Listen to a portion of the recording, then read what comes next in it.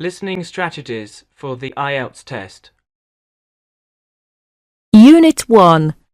Letters, numbers and numeral relationships. Listening activity number 14. The population density of the UK is about 234 inhabitants per square kilometre, which is well above the European Community average of 143 per square kilometre. England is the most densely populated member of the EC, with 364 people per square kilometre, with Greater London having a density, according to the latest figures, of 4,263 people per square kilometre, and Scotland the least densely populated with 56 people per square kilometre, while Wales and Northern Ireland have 138 and 112 people per square kilometre respectively. Now let's turn to the figures for some of Britain's largest urban areas. Greater London, the first city in the list, has an area of 1,580 square kilometres. It also has a large population of 6,735.4 thousand in 1988. Birmingham, in the English Midlands, is 264 square kilometres in area, with a population of 993.7 thousand. Leeds, the largest city in the north of England, is 562 square kilometres, with a population of 709.6 thousand. The industrial Scottish town of Glasgow, with an area of 198 square kilometres, has a surprisingly high population of 703.2 thousand. Edinburgh, Scotland's capital, with an area of 261 square kilometres, has a population of 433.5 thousand. Manchester is 116 square kilometres, with a population of 445.9 thousand. Bristol, on the southwest of England, is 110 square kilometres, with a population of 377.7 thousand. In the Midlands, Coventry is the smallest city in the list. It's 97 square kilometres, with a population of only 306.2 thousand.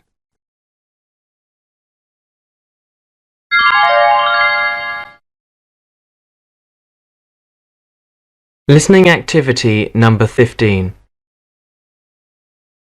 Listen to the tape and write down the numbers in the correct column.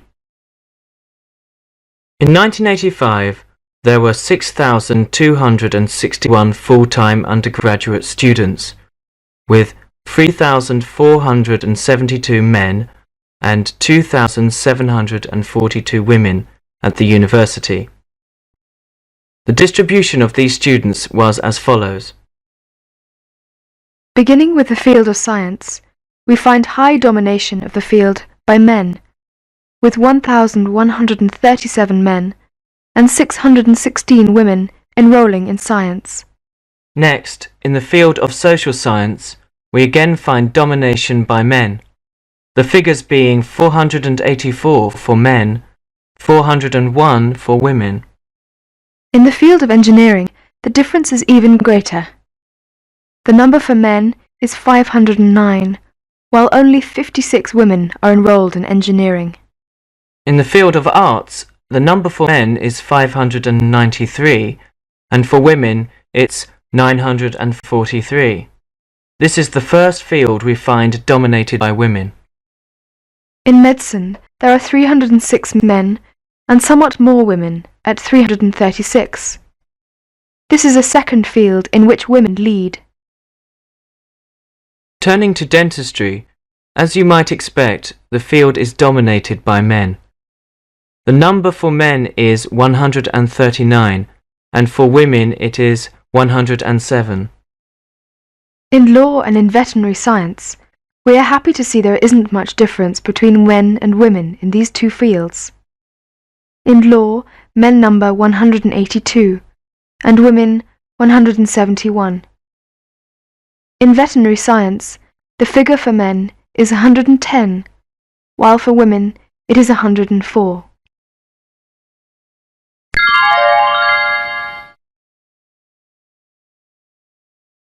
Listening activity number 16. You are going to practice some percentages. We use percentages when we want to express a number more simply. Percentage means the number of X per 100. For example, there are 46 students in a class. 23 of them are female students. We can say 50% of the students are female students. Percent is said after the number. Skim the table below. Then listen to the tape and fill in the missing percentages in the correct column. From 1975 to 1985, the percentage of households with one car decreased slightly from 46.4% in 1975 to 45.2% in 1985. However, the percentage of households with two or more cars rose during this period. It is perhaps surprising that more households had a television than a washing machine. In fact, the percentage of households with a television was over 90% throughout the 10 years. There was a steady rise in the percentage of homes with central heating from 30% in 1975 to 60% in 1985. The percentage of households with a telephone showed a steep increase from 51.9% in 1975 to 80.5% in 1985. The number of UK households with home computers showed a large jump from only 2.5% in 1975 to 12.6% in 1985. One of the most noticeable features of this report is the addition of figures for video recorders. 30% of British homes had video recorders in 1985. It seems likely that both video recorders and home computers will become more common in homes in the UK in the future.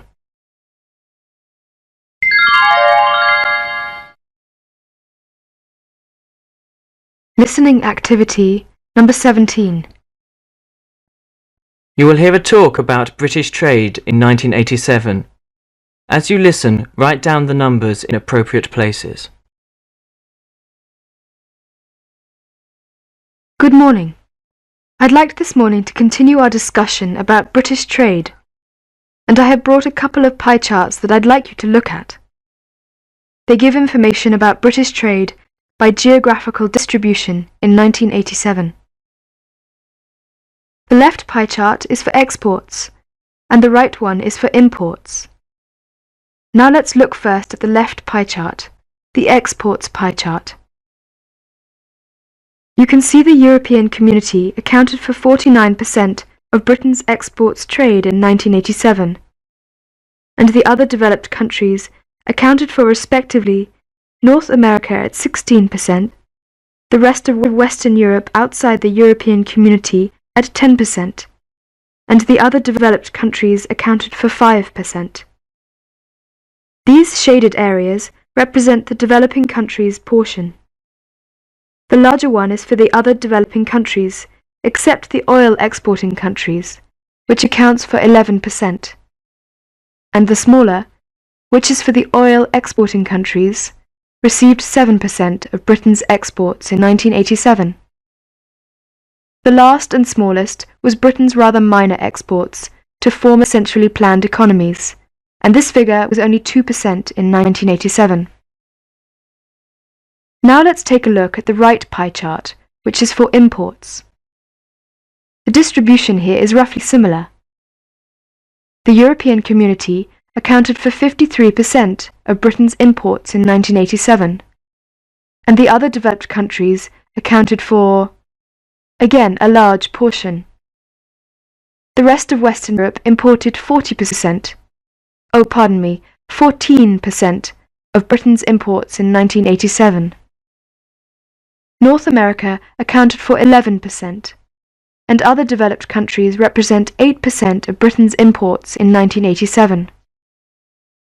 Turning to other developing countries once again, the largest of the two shaded areas is for developing countries other than oil exporting countries, and these accounted for about 10% of Britain's imports in 1987, and the remaining shaded area, which is for oil exporting countries, accounted for only 2% of Britain's import in 1987. 2% also is the figure for Britain's imports from centrally planned economies, as you can see from the lined area in the figures.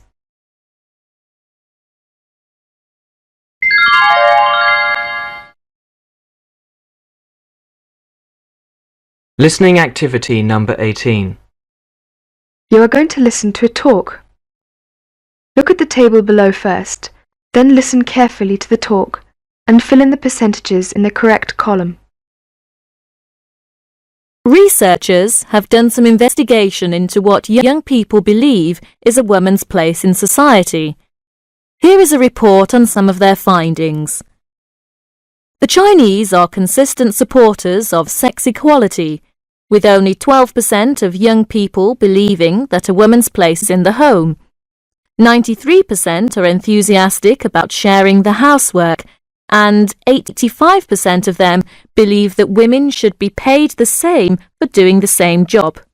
80% think that nursing is a woman's job, and 90% of them believe that mining is only men's work. 13% of Chinese, an extremely low percentage, believe cooking is solely a woman's job, and 7%, even fewer, think that only she should do the washing. For a more traditional view of a woman's place, turn to the Japanese. 52% think women belong in the home. 89% of young people believe that a couple should share the housework and get equal pay for doing the same job. 65% of them believe nursing is a good job for women, and 90% believe that mining is solely men's work. 75% of them believe a woman should do the washing, and 82% of them believe she should do the cooking at home. 80% of Koreans believe men and women should get the same pay for the same job. 39% believe a woman's place is in the home. 75% of them believe that housework should be shared between men and women if both work, but there's almost a complete reversal when it comes to doing the washing and cooking. Here, very few believe in sharing the work. 62% and 65% respectively believe that women should do both. 85% of Koreans believe nursing is a woman's job, and 87% think mining is a man's job. Turning to Thailand, we find a country that's not over-enthusiastic about equality. 45% of young people believe that a woman should stay at home. However, there's an interesting 20% gap between whether cooking and washing are solely women's jobs. 67% vote for women doing the washing, while only 47% feel the same way about cooking, and 86% of Thais believe that housework should be shared between men and women. 87% of young people believe that men and women should be paid the same for the same job. 92% think nursing is women's work, and 95% of them believe mining should be done by men.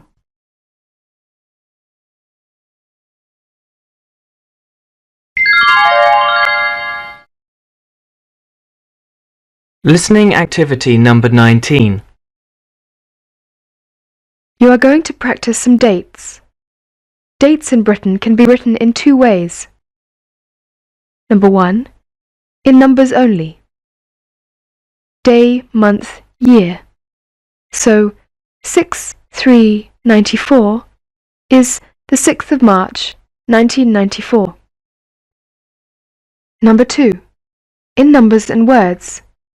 For example, you can read day, month, year, or month, day, year.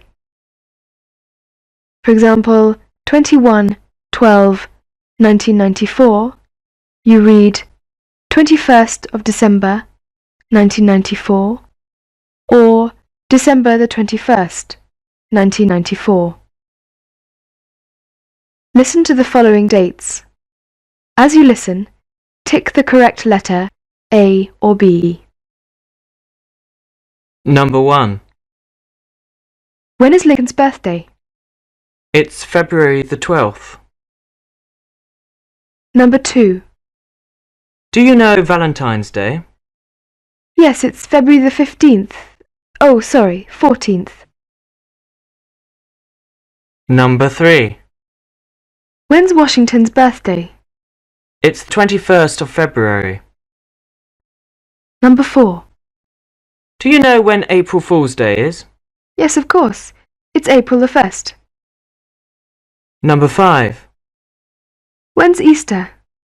It's the 3rd of April. Number 6. When's Mother's Day? It's May the 8th. Number 7. What date is Memorial Day? It's May the 30th. Number 8. Do you know when Father's Day is? Yes, it's the 19th of June. Number 9. Do you know when's Independence Day? It's July the 4th. Number 10. Is there a Friendship Day? Yes, it's on August the 7th. Number 11. When's Halloween? It's on October the 31st. Number 12. When's Thanksgiving Day? It's the 24th of November.